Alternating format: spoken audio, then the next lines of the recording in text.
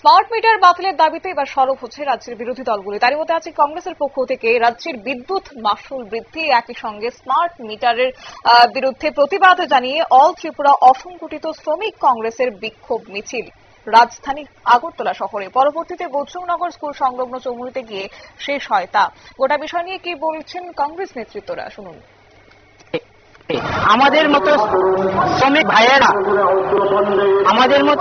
ভাইয়েরা যারা আছে, আমরা এই স্মার্ট মিটারে এক্সট্রা যে বিলটা আসে সেটা দেওয়ার মতো আমাদের ক্ষমতা নেই। আমরা পূর্ব ঘোষিত সেই প্রদেশ কংগ্রেসের প্রোগ্রাম করেছে স্মার্ট মিটারের বিরুদ্ধে, আজকে আমরাও করছি। আমরা সকল শ্রমিকরা মিলে আজকের এই মিটিংটা চলছে এবং আমরা 2 ঘন্টা আমরা গণধর্ণা দেব ইলেকট্রিক অফিসের সামনে। কারণ যেভাবে দিনের দিন জিনিসের দাম বাড়ছে, আমাদের মতো শ্রমিক যারা তারা আমরা কিছুই করতে পারছি না। কারণ আমরা বাড়িতে খাওয়ার নিতে আমাদের কষ্ট হয়, আমরা এখন যে এক্সট্রা যে বিলটা আমরা এটা কি করে দেব?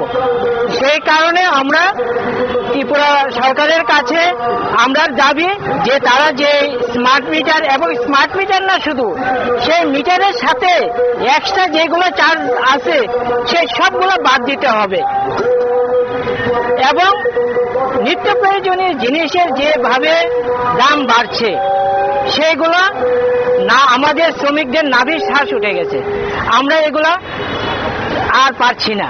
যে কারণে আজকে আমাদের মাঠে নামা এবং সরকারের কাছে আমাদের একটাই দাবি যে জিনিসের দামগুলো কমা আর স্মার্ট মিটার বাতিল করতে হবে। আমরা আগামী দিন রাস্তা ঘেরাও করব এবং যতক্ষণ অবধি আমাদের দাবি না পূরণ হবে আমরা ততদিন অবধি সেটা আমরা করতে থাকবো।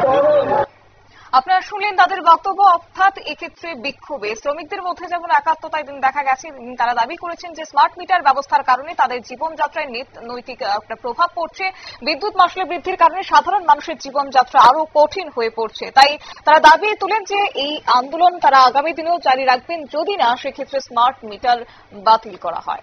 নিয়ে নিচ্ছি ছোট্ট একটি বিজ্ঞাপন বিরতির সঙ্গে থাকুন।